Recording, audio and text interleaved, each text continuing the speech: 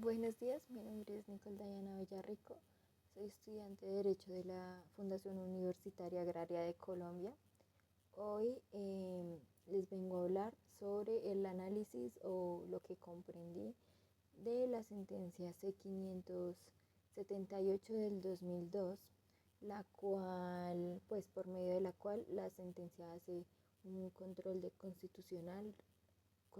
constitucionalidad, perdón, revisa la ley 742 de ese mismo año, la cual pues aprueba el Estatuto de Roma, que fue celebrado en el año 1998. Para dar como un contexto, el Estatuto de Roma es mediante el cual se crea la Corte Penal Internacional. Antiguamente ya el Consejo de Seguridad, que es un organismo de la ONU, el cual se encarga como de mantener el orden a nivel mundial, había creado unas cortes internacionales para situaciones específicas que ocurrieron, por ejemplo, en tiempos de guerra, como lo pudo haber sido, bueno, el más conocido como tal son los juicios de Nuremberg, que se hicieron por medio de tribunales internacionales. También hay ejemplos como los delitos que se cometieron en Ruanda, en la ex Yugoslavia, en Tokio también. Entonces fueron tribunales que se crearon, pero eran limitados y temporales. Entonces el Consejo de Seguridad, dadas las situaciones que habían ocurrido, vio la necesidad de crear un tribunal que fuera específico o que tuviera competencia específica para los delitos de lesa humanidad, de crímenes de guerra, de genocidio y de agresión. Y que pues este tribunal fuera permanente y que pues sí permaneciera en el tiempo. Como tal, la Corte Penal Internacional juzga, a diferencia de otras cortes, juzga como tales a individuos que hayan cometido pues los delitos que anteriormente mencioné. Un dato interesante con respecto a este estatuto, pues que a mí me llamó la atención, es que aunque en la Constitución, en el artículo 93 ya se hablaba sobre la importancia y la prevalencia que tienen pues los estatutos, los tratados internacionales y demás, que son celebrados y que pues Colombia ratifica en su ordenamiento jurídico. Nosotros tenemos, o sea, entendemos el concepto de que estos eh, tratados pues hacen parte del bloque de constitucionalidad. Y lo que hizo el Congreso fue adicionar o modificar este artículo agregándole la competencia jurisdiccional a la Corte Penal Internacional. También sucedió que pues para que esto pasara se tuvo que aprobar el acto legislativo 2 del 2001, que fue mediante el cual se pudo, o sea, si no se hubiera introducido este complemento del artículo 93, pues de alguna forma, o sea, sí o sí se tenía que cambiar como esa parte de la Constitución para que el estatuto tuviera pues eficacia dentro de nuestro ordenamiento jurídico. Entonces, ese fue un dato pues que me llamó la atención. Bueno, dentro de esta sentencia pues inicia obviamente pues haciendo como un recorrido de lo que es el procedimiento como tal con respecto a la ratificación de el estatuto. Luego prosigue con las intervenciones. En esta sentencia intervinieron pues 6 partes, entre las cuales pues está el Ministerio de Justicia, el de Relaciones Exteriores, la Fiscalía, la Procuraduría, también particulares, personas civiles. Y bueno, voy a hacer como un análisis general de lo que pues se tocó allí con respecto a las intervenciones. Como tal, pues todos estuvieron de acuerdo con la aprobación, bueno, con la ratificación del estatuto. Varios puntos que se destacaron fueron que pues tal vez sí existió en algún momento el conflicto, este conflicto con el tema jurisdiccional y pues lo que estaba en ese tiempo en la Constitución, pero pues que como ya lo comenté anteriormente, pues se subsanó con el acto legislativo 2 del 2001. También pues se habló de manera general que pues era importante que Colombia hiciera parte de este estatuto, ya que pues no podía permanecer aislada de la comunidad internacional. También algo que a mí en lo personal me llamó la atención fue una parte que habló el fiscal general de ese momento, que decía pues que muchas veces, bueno, haciendo un paréntesis, esto ya es como una opinión personal, muchas veces entra en conflicto sobre si los tratados internacionales que se ratifican en Colombia, pues de alguna forma tienen jerarquía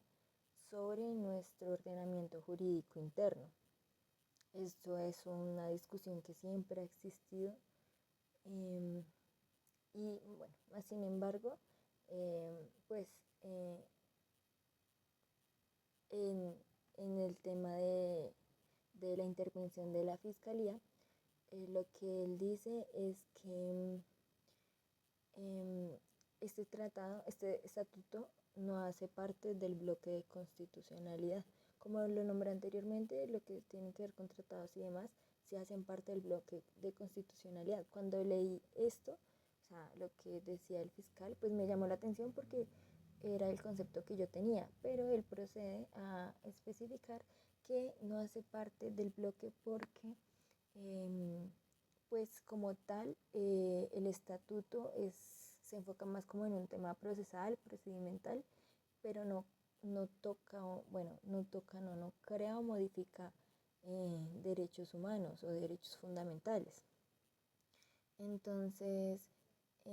que es por ello que es más como un estatuto procedimental, entonces que no hace parte del bloque de constitucionalidad,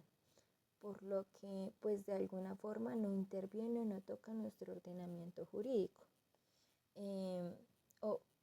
sea, sí lo toca, pero no lo supera, o sea, no desplaza nuestro ordenamiento interno. Entonces, pues eso me llamó la atención, como que se hace esa claridad y se enfatiza, porque también existe como ese miedo, yo creo que a modo general existe, o en ese momento existió el miedo de hasta qué punto pues la Corte Penal Internacional interviene en asuntos internos del país, ¿no? ¿Cuál es su límite? Pero pues también aquí entre las intervenciones y como, o sea, por lo general en el texto del estatuto y de la ley 742 se toca también un principio de complementariedad, que básicamente es lo que acabo de decir, que ayuda a reforzar, a fortalecer nuestro ordenamiento, más no lo desplaza. Bueno, otro aspecto que destaca la Corte Constitucional del Estatuto de Roma es sobre el principio de cosa juzgada. Entiéndase, pues, entiéndase cosa juzgada como aquella persona que cometió un delito, tuvo su procedimiento penal, fue juzgado, fue sentenciado, cumplió la pena y que pues esta persona que ya cumplió una pena no puede volver a ser juzgada por los mismos cargos, por el mismo delito, por la misma situación. Entonces, me llamó la atención también porque lo destaca, pero hace como o sea, hay un pero justamente donde establece que siempre va a prevalecer ese principio Sin embargo, cuando se puede ver que hay de pronto una situación fraudulenta o que la pena no fue, digamos, la pena no, el cumplimiento de la pena no fue el debido y demás, o sea que hubo situaciones irregulares, em, pues sí se podría considerar que la persona se volviera a juzgar por los mismos delitos. Entonces, pues me llamó la atención porque el estatuto hace esta salvedad, más sin embargo dentro de lo que nosotros conocemos en nuestro ordenamiento, no, la verdad yo en lo personal no lo había leído, no sabía que, por lo menos en lo que se ha leído concerniente al procedimiento, no tenía claro que esta situación se pueda prever, pero por lo menos pues el estatuto así lo define, lo prevé. Otro aspecto es que también eh, hay ciertos artículos que contrarían la Constitución, como lo es, por ejemplo, el artículo 77, si mal no estoy, del Estatuto, que habla sobre los delitos, sobre las penas perpetuas, lo que tiene que ver con la cadena perpetua. Por ejemplo, el procurador general, en su concepto, pues tocó este tema del artículo y pues claramente él dice que pues es como nosotros en Colombia no tenemos ni la pena, la cadena perpetua,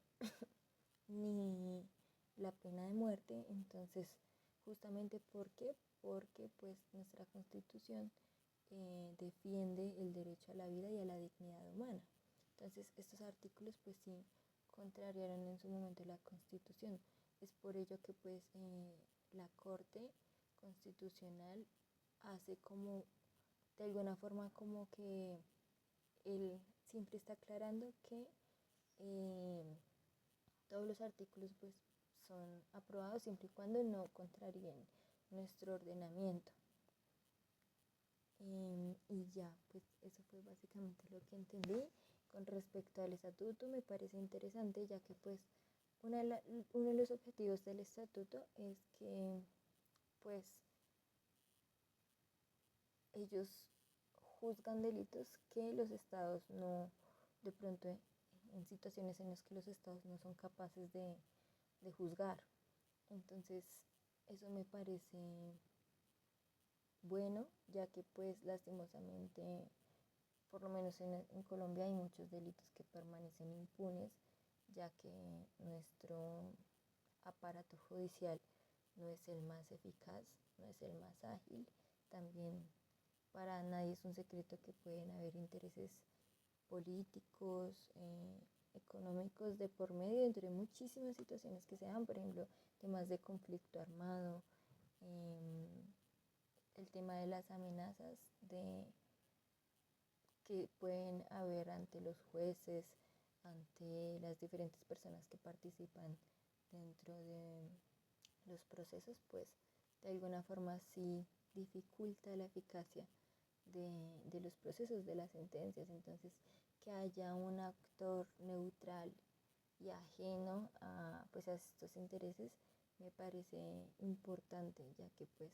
de alguna forma sí garantiza que pues que si en nuestro país no podemos encontrar como tal esa eficacia o esa justicia, pues que sí lo podamos hacer en, en